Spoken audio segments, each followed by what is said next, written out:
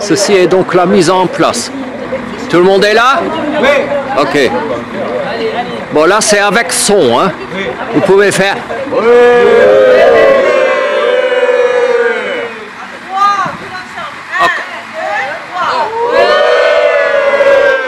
Ici, au Cap Saint-Martin, avec des autres, j'ai pas voulu dire nous les meilleurs, j'ai dit alors tous les vignerons de la maison, de la Moselle font des très bons vins. Et on fait surtout le crémant du Luxembourg. Et l'autre, c'est le crémant Gales, parce que Gales, c'est le nom de la famille qui nous possède, nos propriétaires. Ils étaient déjà un producteur de crémant avant de racheter les Caves Saint-Martin en 1985. Mais un de ces jours, lors de vos visites, un jour, il faudrait aussi déguster un petit Elbling. La température, c'est 12 degrés toute l'année. Mais il y a d'autres cuves qu'on a déjà remplies.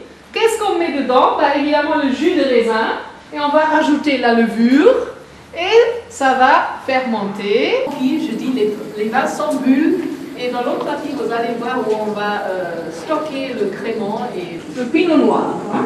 C'est le cépage principal. Alors le chardonnay et le pinot noir sont élevés en barrique, en fût de chêne français. Alors on va passer par ce chemin et vous allez voir 4 tuyaux. Il faut toujours attendre 2-3 jours avant de s'assurer que chaque cuve est différent. Hein. Et alors pour le moment, ils sont en repos. Ce sont nos cuves en béton qu'on a construit après la Deuxième Guerre mondiale. On marque au Luxembourg et on a aussi beaucoup d'amateurs de crémant, donc c'est un bon équilibre entre production et consommation.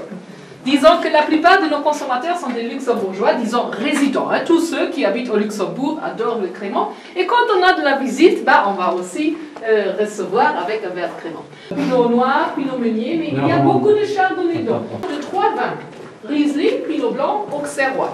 Parce que le sucre des raisins a déjà été fermenté lors de la première fermentation. Ça ne s'explose pas. Parce que en Champagne, j'ai vu, Luxembourg, il faut rester C'est la ligne. Disons la méthode, on est très fatigué. On répond pas, là, s'il vous plaît.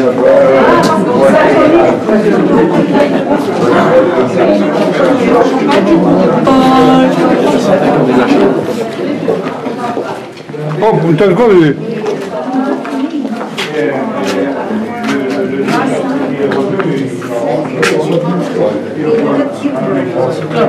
Notre volume de production, c'est 600 000. On va remuer ici 60 000. Pourquoi? Parce qu'on a encore 2 remueurs. Toutes les bouteilles sont quasiment à la tête.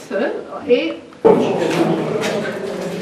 voilà, donc Pérignon, c'était celui qui, au début, a vraiment inventé ou trouvé qu'on peut avoir les bulles en bouteille.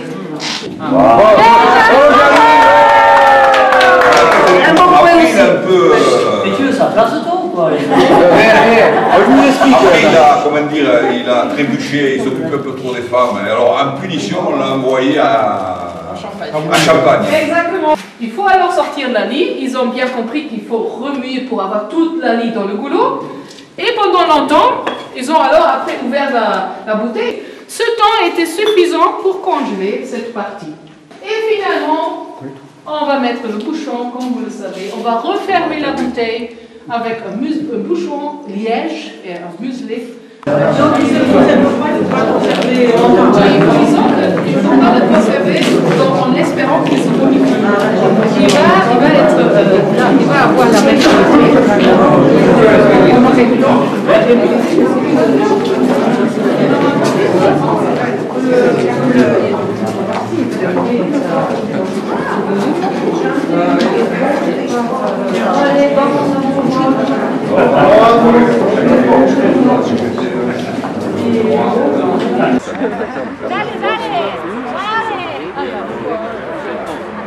C'est parti.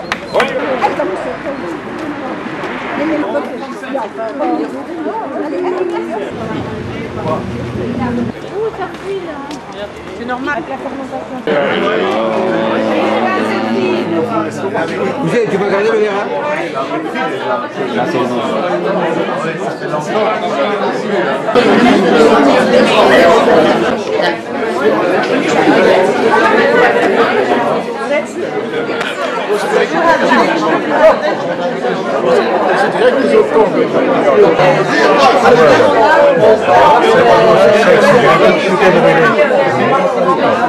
Pour le moment qui arrive, on doit être...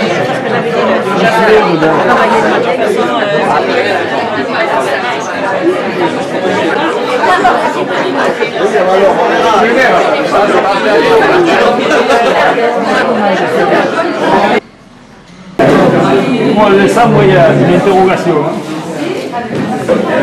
Alors.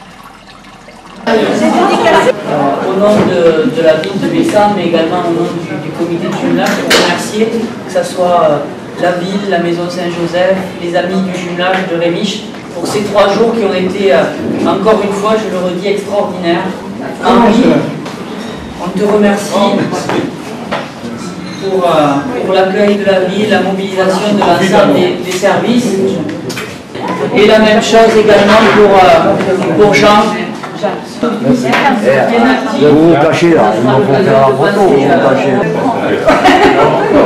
Et là, une petite bouteille de Bessin, pour toi Henri.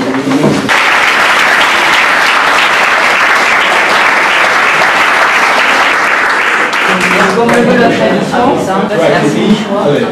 Non mais que trop, c'est sûr. Je viens un bateau, hop, ice, front, shaft.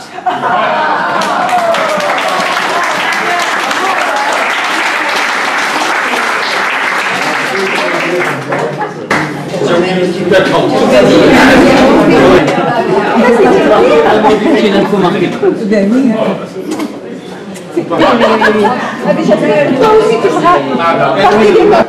Merci.